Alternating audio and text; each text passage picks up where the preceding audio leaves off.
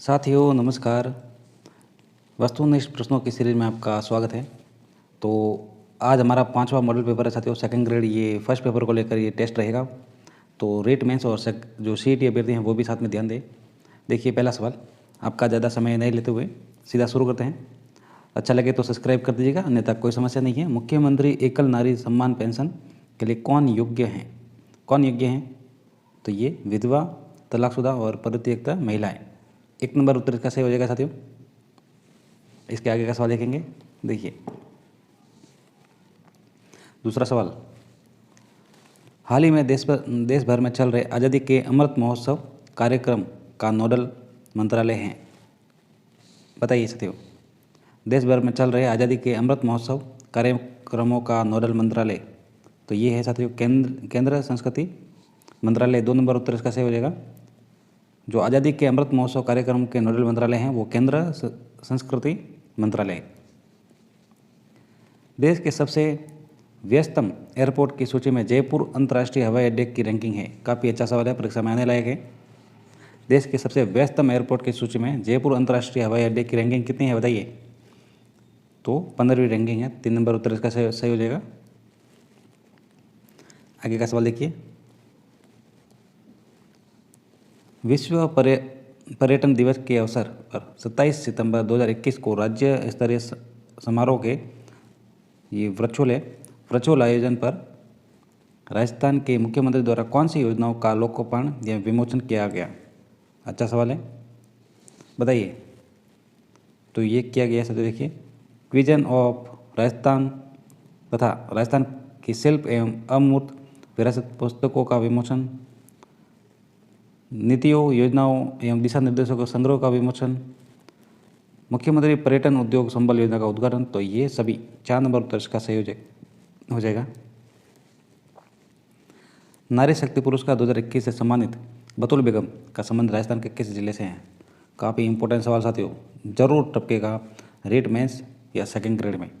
जो बतुल बेगम है उनका संबंध राजस्थान के किस जिले से है? नारी शक्ति पुरस्कार 2021 से सम्मानित है बतुल बेगम। बताइए, जोधपुर, जयपुर, करौली, प्रतापगढ़। तो ये है साथियों जयपुर से। 2 नंबर उत्तर इसका सही हो जाएगा। बतुल बेगम का संबंध जयपुर से है। भारत के कच्चे तेल का दूसरा सबसे बड़ा उत्पादक राज्य तो कौन है बताइए? महाराष्ट्र, राजस्थान, गुजरात। तो ये है राजस्थान। 2 नंबर उत्तर इसका सही हो जाएगा। आगे देखिए, निम्नलिखित महाद्वीपों का उनके क्षेत्र के अनुसार सही अवरोही क्रम में चयन करना है साथियों। महाद्वीपों को उनके क्षेत्र के अनुसार सही अवरोही क्रम में चयन कीजिए। तो करते हैं, देखिए सबसे पहले साथियों अंटार्कटिका, यूरोप और ऑस्ट्रेलिया। 3 नंबर उत्तर इसका सही हो जाएगा। मैरीना गर्त निम्न में से किस महासागर में स्थित है? बताइए, मैरीना गर्त निम्न में से किस महासागर में स्थित है? तो ये है प्रशांत महासागर में। अच्छा सवाल है साथियों, और ये शायद अभी फर्स्ट ग्रेड में शायद सवाल आया था या किसी न किसी परीक्षा में आया था। मैरीना गर्त किस महासागर में स्थित है? तो ये प्रशांत महासागर में है साथियों। 3 नंबर उत्तर इसका सही हो जाएगा। उत्तरी गोलार्ध में व्यापारिक पवनें किस दिशा में बहती हैं? उत्तरी गोलार्ध में साथियों व्यापारिक पवनें किस दिशा में बहती है? काफ़ी इंपॉर्टेंट साथी सवाल, हम काफ़ी इंपॉर्टेंट सवाल लेकर आ रहे हैं साथियों। अगर अच्छा लगे तो सब्सक्राइब करें चैनल को, अन्यथा वीडियो जरूर देखें साथियों। देखिए, उत्तरी गोलार्ध में व्यापारिक पवनें किस दिशा में बहती हैं बताइए? तो ये दक्षिण पश्चिम में। 1 नंबर उत्तर इसका सही हो जाएगा। विश्व पर्यावरण दिवस प्रतिवर्ष मनाया जाता है, बताइए साथियों। ये आपको पता होना चाहिए और ये सवाल मैं आपके ऊपर छोड़ता हूँ, ये कमेंट बॉक्स में ज़रूर बताएं साथियों। विश्व पर्यावरण दिवस कब मनाया जाता है? प्रतिवर्ष मनाया जाता है, कब मनाया जाता है? ये आपके ऊपर होगा साथियों। आगे का सवाल देखेंगे। भारत में ग्रीष्मकालीन मानसून पर जिसके कारण विपरीत प्रभाव पड़ने की संभावना रहती है वह है? भारत में ग्रीष्मकालीन मानसून पर जिसके कारण विपरीत प्रभाव पड़ने की संभावना रहती है वह है, बताइए। तो ये अल नीनो। 4 नंबर उत्तर इसका सही हो जाएगा।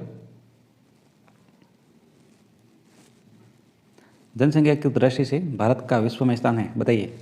जनसंख्या की दृष्टि से भारत का विश्व में स्थान द्वितीय है। 3 नंबर उत्तर इसका सही हो जाएगा।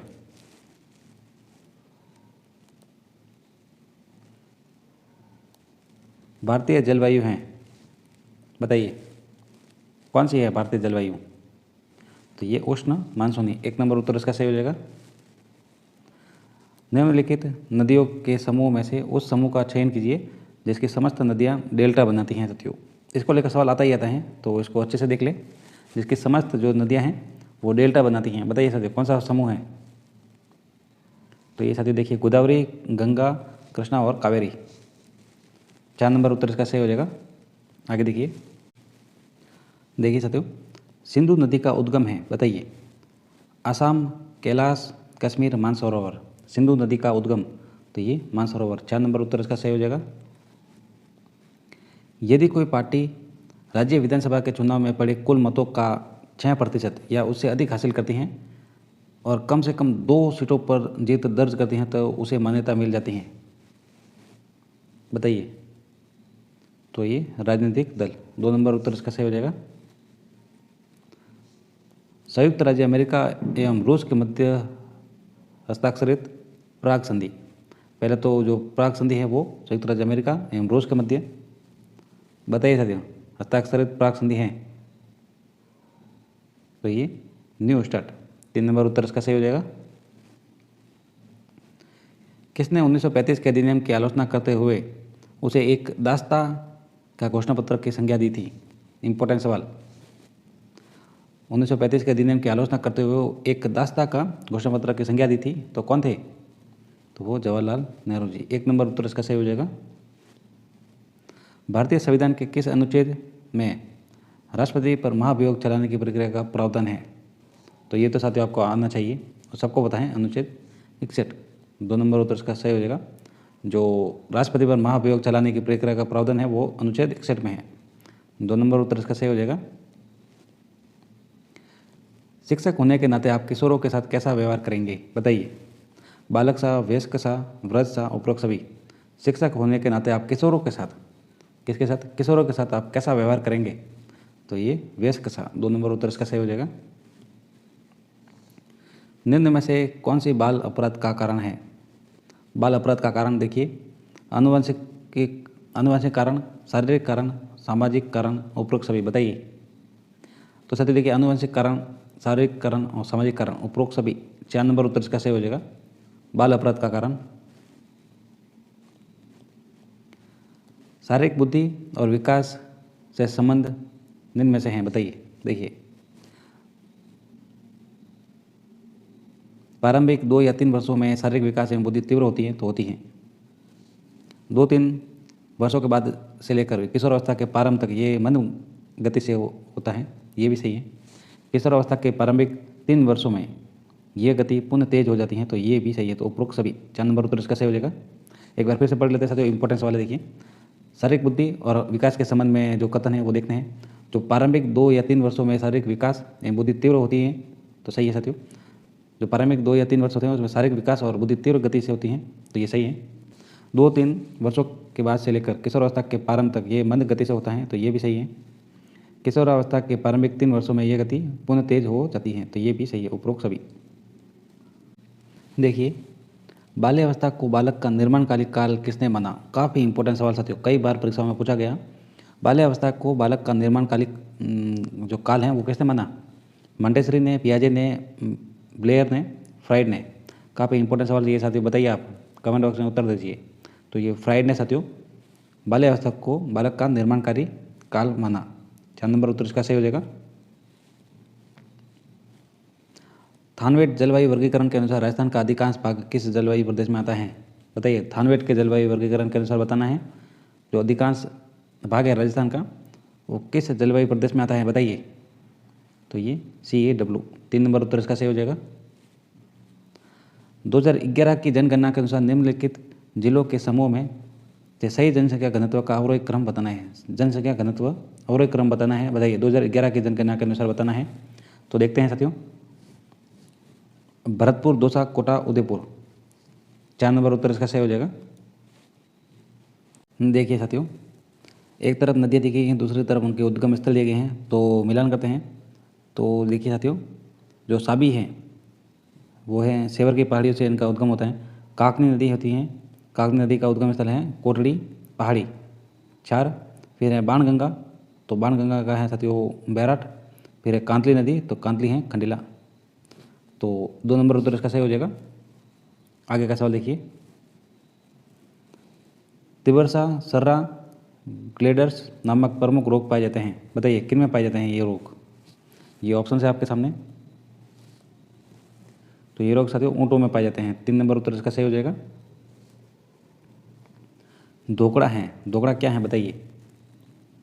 तो दोकड़ा साथियों यह वृक्ष है। 4 नंबर उत्तर इसका सही हो जाएगा। निम्नलिखित को सुमेलित कीजिए। एक तरफ गोवंश दिए गए हैं, दूसरी तरफ जिले दिए गए हैं। तो देखिए साथियों मिलान करते हैं। जो राठी गोवंश है वो साथियों बीकानेर। फिर थारपारकर, तो थारपारकर हो जाएगा बाड़मेर साथियों। फिर गिर, गिर है साथियों अजमेर। और कांकरेज है जालोर। तो 2, 1, 4, 3, 4 नंबर उत्तर इसका सही हो जाएगा साथियों। आगे का सवाल देखिए, एक बार फिर से देख लेते हैं। जो राठी गोवंश हैं वो बीकानेर, थारपारकर बाड़मेर, गिर अजमेर, कांकरेज जालोर। राजस्थान के किस उद्योग में सोडियम सल्फाइड का उपयोग कच्चे माल के रूप में पाया जाता है, बताइए किस उद्योग में सोडियम सल्फाइड का उपयोग कच्चे माल के रूप में पाया जाता है। तो ये है साथियों चमड़ा उद्योग। 4 नंबर उत्तर इसका सही हो जाएगा। निम्न में से कौन सा रबी की फसल नहीं है, रबी की फसल नहीं है। एक सवाल आता ही आता है साथियों रबी और खरीफ की फसलों को लेकर। तो इसमें से कौन सी रबी की फसल नहीं है, मतलब 3 रबी की फसल है और एक नहीं है। तो देखिए सरसों है, चना है, गेहूँ है, मूंगफली नहीं है। 3 नंबर उत्तर इसका सही हो जाएगा। राजस्थान में निम्नलिखित में से कौन सी तहसील में शहरी जनजाति का घनत्व अधिकतम है, कौन सी तहसील में शहरी जनजाति का घनत्व अधिकतम है बताइए। तो ये है साथियों किशनगंज में। 2 नंबर उत्तर इसका सही हो जाएगा। संयुक्त राजस्थान का 18 अप्रैल 1948 को किसने उद्घाटन किया साथियों। जैसा कि साथियों मैंने आपको एक ट्रिक बताई थी, उ भी भू मा, ये क्रम है। तो संयुक्त राजस्थान का जो उद्घाटन किया था बताइए। तो ये क्या था साथियों, गाडगिल नेहरू, तो पंडित जवाहरलाल नेहरू। 2 नंबर उत्तर इसका सही हो जाएगा साथियों। ये क्रम है मत्स्य, फिर पूर्वी, फिर संयुक्त, फिर वृहत। कौन से पॉलिटिकल एजेंट जोधपुर में 1857 के विप्लव में मारे गए थे बताइए। कौन से पॉलिटिकल एजेंट जोधपुर में साथियों 1857 के। ये बटन साथियों कोटा में मारे गए थे, आपको पता हो तो जोधपुर में कौन मारे गए थे बताइए। तो ये मैकमोहन। 1 नंबर उत्तर इसका सही हो जाएगा। ये कोटा में। निम्नलिखित में से कौन अलवर के मेव आंदोलन का मुख्य नेता नहीं था, मुख्य नेता नहीं था साथियों। देखिए काफ़ी अच्छा सवाल। और पहला ही जो ऑप्शन है डॉक्टर मोहम्मद अली, तो कौन नहीं थे बताइए। तो ये थे गुलाम बिक नरंग थे, यासिन खान थे। 2 नंबर। गजनाफर अली नहीं थे। 2 नंबर उत्तर इसका सही हो जाएगा।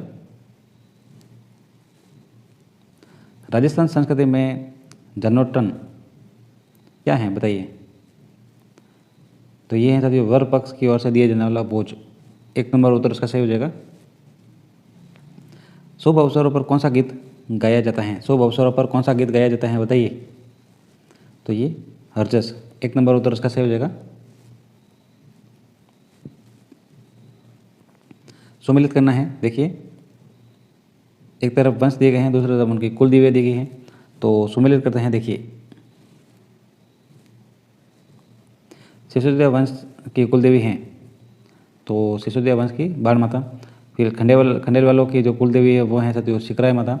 उस वालों की कुल देवी हैं सचिया माता। और सोनगरा छोनों की कुल देवी हैं आशापुरी माता। तो 3 नंबर उत्तर इसका सही हो जाएगा साथियों। निम्नलिखित में से दादूपंथी संत कौन है, दादूपंथी संत कौन है बताइए। तो ये साथियों रजब जी। 1 नंबर उत्तर इसका सही हो जाएगा। निहाल संत किस शैली के चित्रकार था, ये सबको पता है साथियों। काफ़ी इजी सवाल है ये। किशनगढ़।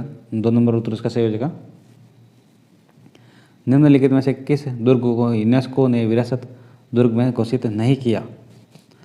जहाँ भी साथियों जीनस का है आपको याद आएंगे साथियों चीकू, गाजर और आम। तो आमेर, चित्तौड़गढ़, कुंभलगढ़, गागरोन, जैसलमेर और रणथंभौर। तो देखिए जैसलमेर है साथियों, आमेर है, गागरोन है, मांडलगढ़ नहीं है। 3 नंबर उत्तर इसका सही हो जाएगा। आगे का सवाल देखिए,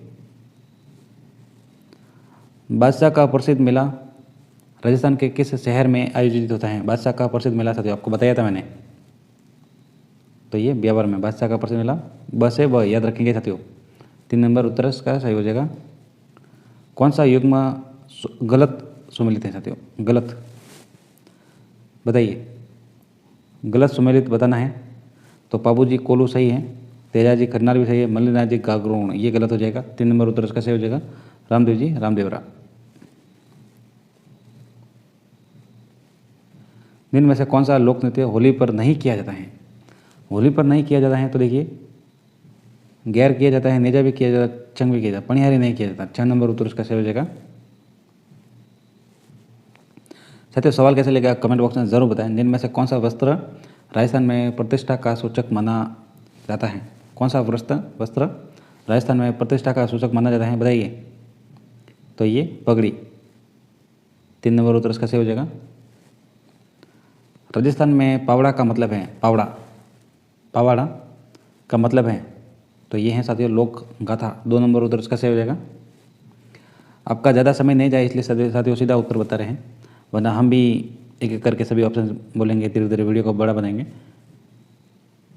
बताइए साथियों, राजस्थान के अनुच्छेद 213 के अनुसार राजस्थान का अध्यादेश जारी करने का अधिकार है? बताइए, अनुच्छेद 213 के अनुसार राजस्थान का अध्यादेश जारी करने का अधिकार है? तो ये साथियों ये शक्ति मंत्रिमंडल के परामर्श से प्रयुक्त की जाती हैं। राजस्थान लोक सेवा आयोग के सदस्यों की अध्यक्ष सहित कुल अनुमत संख्या है बताइए? अच्छा सवाल है ये। तो ये 8 अध्यक्ष सहित पूछा है, 7 + 1। 4 नंबर उत्तर इसका सही हो जाएगा। राजस्थान में राज्य सचिवालय में स्थित विभाग कहलाते हैं? राजस्थान में राज्य सचिवालय में स्थित विभाग कहलाते हैं? तो ये कहलाते हैं साथियों प्रशासनिक विभाग। 2 नंबर उत्तर इसका सही हो जाएगा। राज्य वित्त आयोग पंचायतों की वित्तीय स्थिति के बारे में अनुशंसा करते हैं बताइए? राज्य वित्त आयोग पंचायतों की वित्तीय स्थिति के बारे में अनुशंसा करते हैं किससे? तो ये कहते हैं साथियों राज्यपाल को। 1 नंबर उत्तर इसका सही हो जाएगा। धन्यवाद साथियों। 50 सवाल थे, आपके कितने सही हुए आप ज़रूर बताएं और फीडबैक ज़रूर दें। धन्यवाद साथियों।